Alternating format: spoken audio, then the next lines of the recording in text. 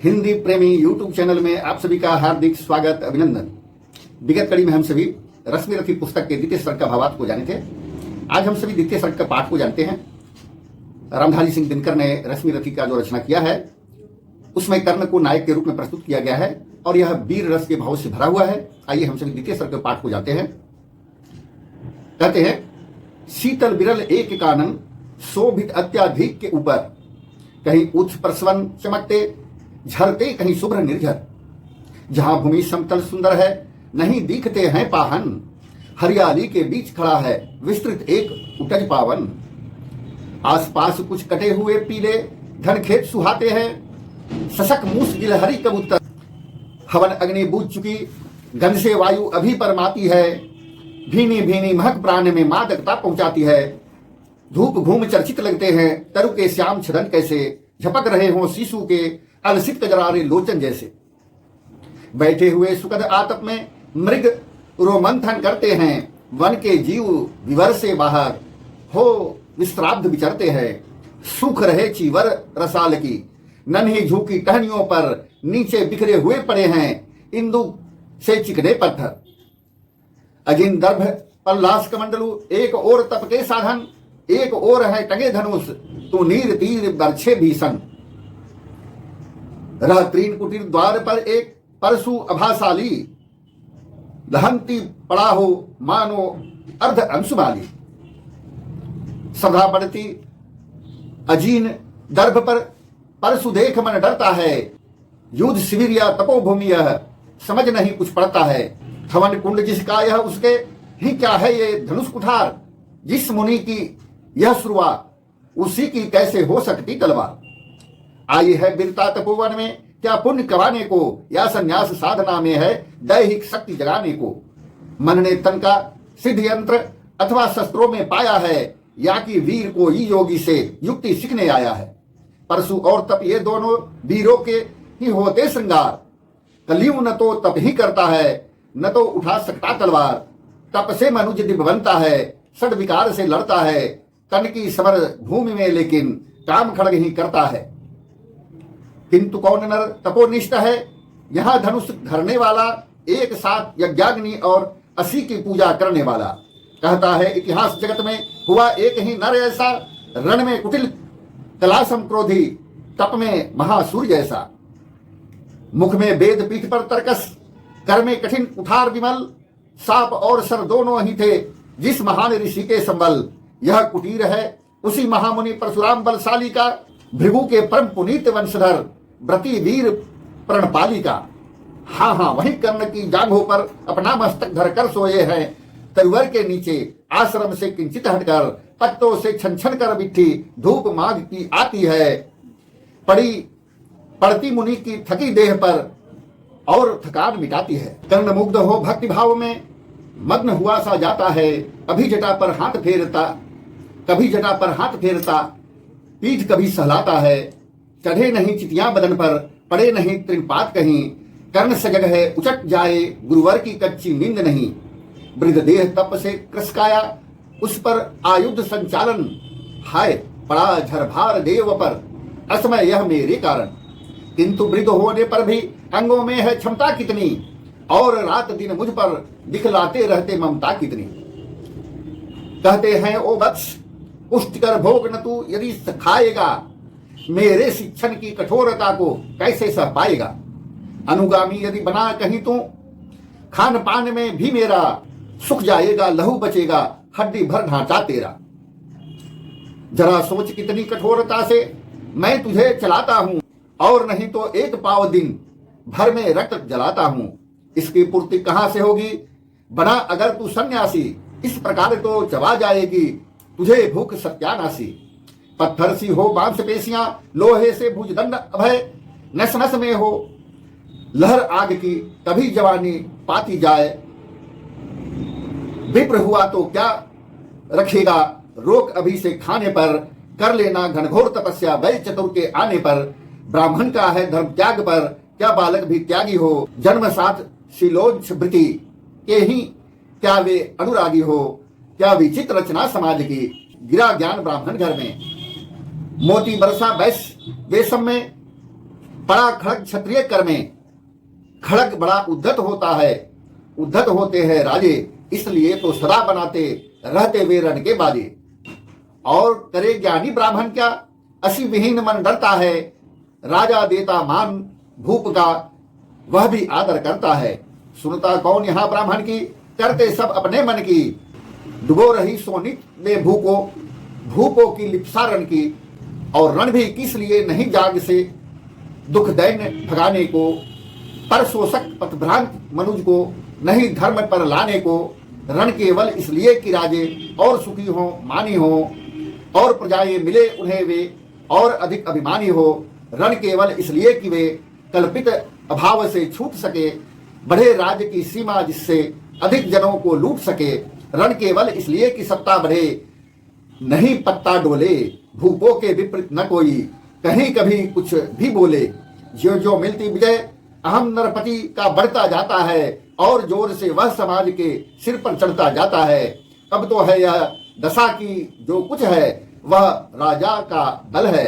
ब्राह्मण खड़ा सामने केवल इसलिए शंख गंगाजल है।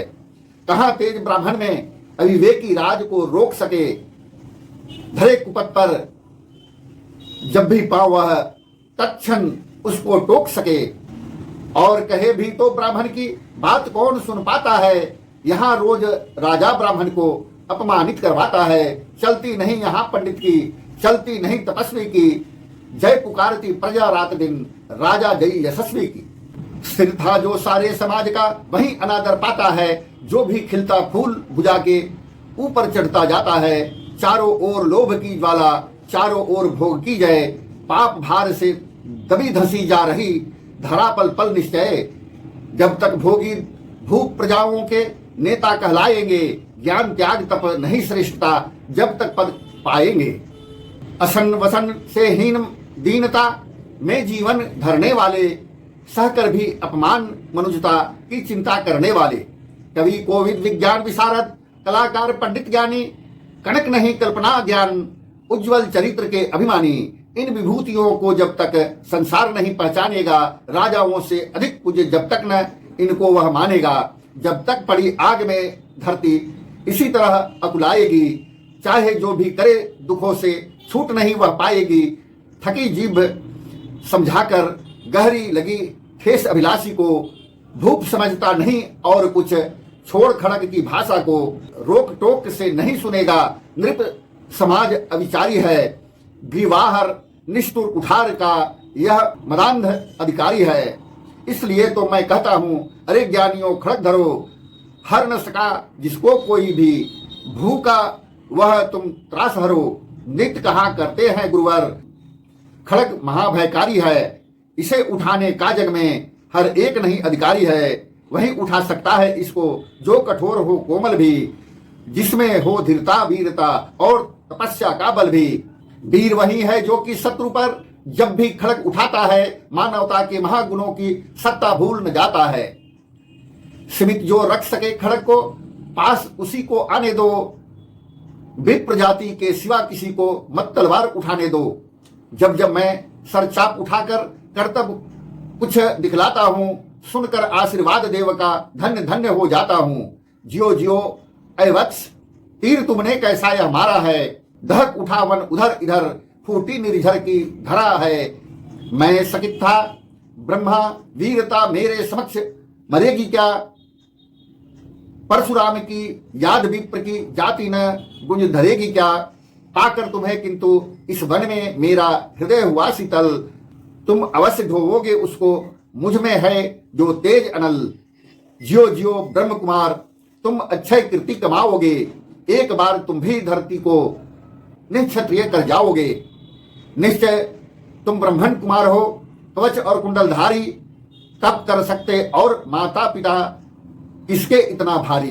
किंतु हाय ब्राह्मण कुमार, सुन प्राण कांपने लगते हैं, मन उठता धिक्कार, हृदय में भाव गलाने के जगते हैं। गुरु का प्रेम किसी को भी क्या ऐसे कभी खला होगा, और शिष्य ने कभी किसी गुरु को इस तरह छला होगा। पर मेरा क्या दोष, हाय मैं और दूसरा क्या करता, पी सारा अपमान द्रोण के मैं कैसे पैरों पड़ता, और पांव पड़ने से भी क्या गूढ़ ज्ञान सिखलाते वे, एकलव्य सा नहीं अंगूठा क्या मेरा कटवाते वे। हाय कर्ण तू क्यों जन्मा था, जन्मा तो क्यों वीर हुआ, कवच और कुंडल भूषित भी तेरा अधम शरीर हुआ। धस जाए वह देश अतल में, गुण की जहां नहीं पहचान, जाति गोत्र के बल से ही आदर पाते हैं जहां सुजान। नहीं पूछता है कोई तुम व्रती, वीर या दानी हो, सभी पूछते मात्र यही तुम किस कुल के अभिमानी हो। मगर मनुष्य क्या करे, जन्म लेना तो उसके हाथ नहीं, सुनना जाति और कुल अपने बस की तो है बात नहीं। मैं कहता हूं अगर विधाता नर को मुट्ठी में भरकर कहीं छीट दे ब्रह्मलोक से ही नीचे भूमंडल पर, तो भी विविध जातियों में ही मनुष्य यहाँ आ सकता है। नीचे है क्यारियां बनी तो बीज कहाँ जा सकता है। कौन जन्म लेता किस कुल में, आकस्मिक ही है यह बात, छोटे कुल पर किंतु यहाँ होते तब भी कितने आघात। हाय जाति छोटी है तो फिर सभी मेरे गुण छोटे, जाति बड़ी तो बड़े बनो वे रहे लाख चाहे खोटे। गुरु को लिए कर्ण चिंतन में था, जब मग्न अचल बैठा, तभी एक बिस्किट कहीं से आसन के नीचे बैठा। वज्रदष्ट वह लगा कर्ण के उरु को कुतुर कुतुर खाने, और बनाकर छिद्र मांस में मंद मंद भीतर जाने। कर्ण विकल हो उठा, दुष्ट भंवरे पर हाथ धरे कैसे, बिना हिलाए अंग कीट को किसी तरह पकड़े कैसे।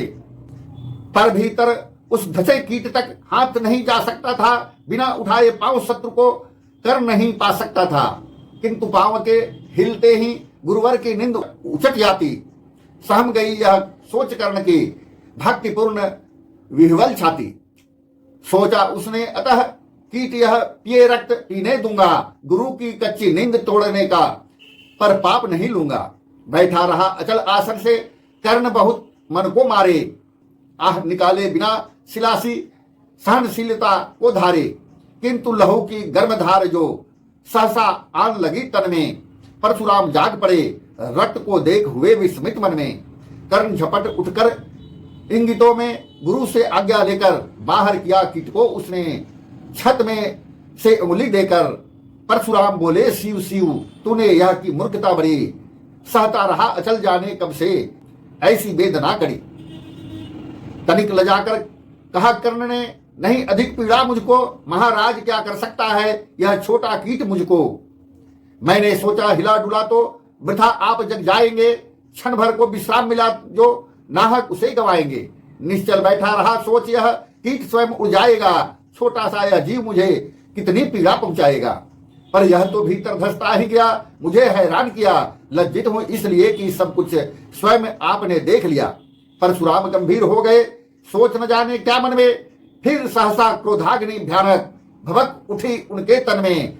दांत पीस आंखें तरेर कर बोले कौन छली है तू, ब्राह्मण है या और किसी अभिजन का पुत्र बलि है तू।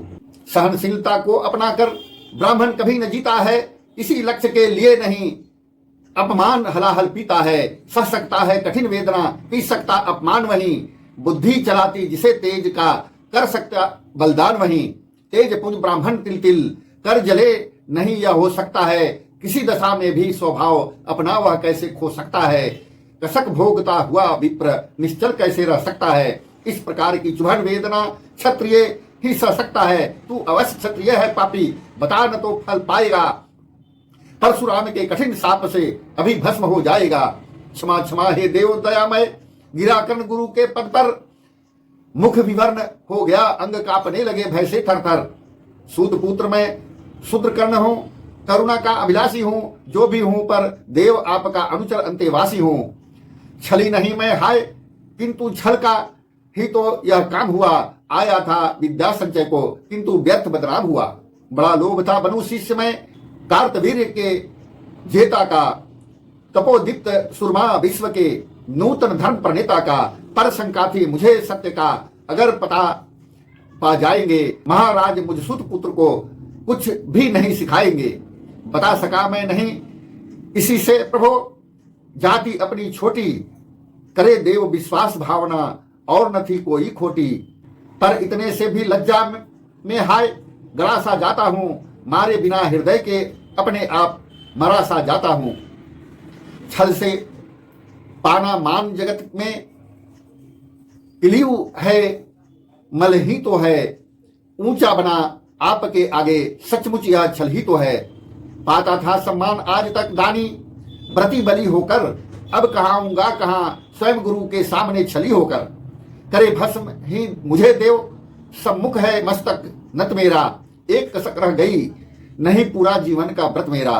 गुरु की कृपा साप से जलकर अभी भस्म हो जाएगा, पर मदांध अर्जुन का मस्तक देव कहां मैं पाऊंगा। यह तृष्णा, यह विजय कामना मुझे छोड़ क्या पाएगी। प्रभु अतृप्त वासना मेरे पर भी मुझको भरमाएगी। दुर्योधन की हार देवता कैसे सहन करूंगा मैं। अभय देख अर्जुन को मरकर भी तो रोज मरूंगा मैं। परशुराम का शिष्य करने पर जीवन दान न मांगेगा।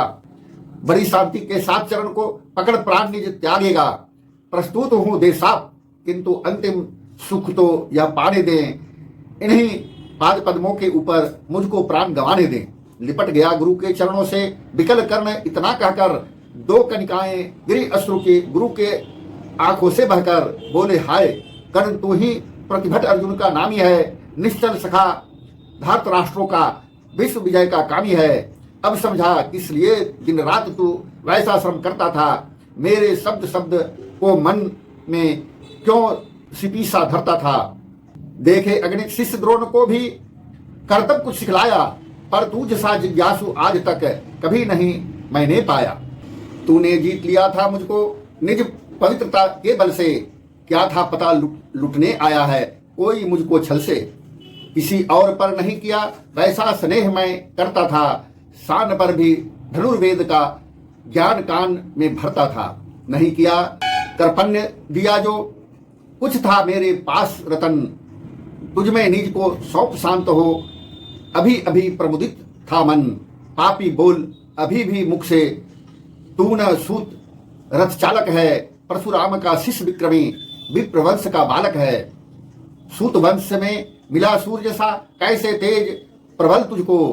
किसने लाकर दिया कहां से कवच और कुंडल तुझको। सूत सा रखा जिसे, उसको कैसे कठोर हो मारूं मैं। जलते हुए क्रोध की ज्वाला, लेकिन कहां उतारूं मैं।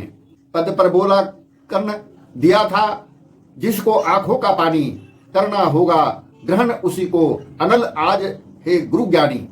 बरसाइए अनल आंखों से, सिर पर उसे संभालूंगा। दंड भोग कर जलकर मुनि सतम, छल का पाप छुड़ा लूंगा। परशुराम ने कहा कर्ण, तू वेद नहीं मुझको ऐसे। तुझे पता क्या सता रहा है मुझको असमंजस कैसे। पर तूने छल किया दंड उसका अवश्य ही पाएगा। परशुराम का क्रोध भयानक निष्फल कभी न जाएगा। मान लिया था पुत्र इसी से, प्राण दान तो देता हूँ। पर अपनी विद्या का अंतिम चरम तेज हर लेता हूँ। सिखलाया ब्रह्मास्त्र तुझे जो, काम नहीं वह आएगा। यह है मेरा साप, समय पर उसे भूल तू जाएगा। कर्ण विकल हो खड़ा हुआ, कह हाय किया यह क्या गुरुवर। दिया साप अत्यंत निदारुण, लिया नहीं जीवन क्यों हर। वर्षों की साधना साथ ही प्राण नहीं क्यों लेते हैं।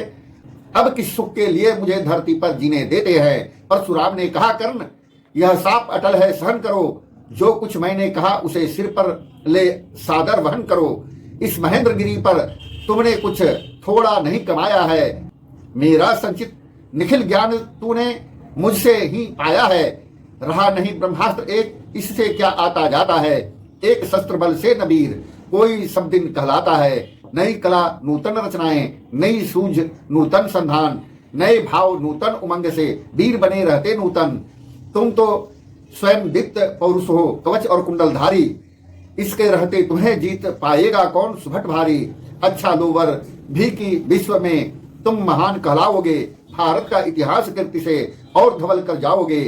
अब जाओ लो विदा वत्स, कुछ कहा करो अपने मन को। रहने देते नहीं यहाँ पर हम अभिशप्त किसी जन को। श्राप छीनना पड़ा मुझी को, दिया हुआ अपना ही धन। सोच सोच यह बहुत विकल हो रहा, नहीं जाने क्यों मन। व्रत का पर निर्वाह कभी ऐसे भी करना होता है। इस कर से जो दिया उसे उस कर से हरना होता है। अब जाओ तुम कर्ण, कृपा करके मुझको निसंग करो, देखो मत यो सजल दृष्टि से व्रत मेरा मत भंग करो। बुद्धि कहती कि ठीक था जो कुछ किया, परंतु हृदय मुझसे कर विद्रोह तुम्हारी मना रहा, जाने क्यों जय अनायास गुणशील तुम्हारे मन में उगते आते हैं, भीतर किसी अश्रु गंगा में मुझे बोर नहलाते हैं। जाओ जाओ कर्ण मुझे बिल्कुल असंग हो जाने दो, बैठ किसी एकांत कुंज में मन को स्वस्थ बनाने दो। भय है तुम्हें निराश देखकर छाती कहीं न फट जाए, फिरा न लूं अभिशाप पिघल कर वाणी नहीं उलट जाए। इस प्रकार कह परशुराम ने फिरा लिया आनंद अपना, जहां मिला था वहीं कर्ण का बिखर गया प्यारा सपना। छूकर उनका चरण कर्ण ने अर्ध अश्रु का दान किया और उन्हें जी भर निहार कर मंद मंद प्रस्थान किया।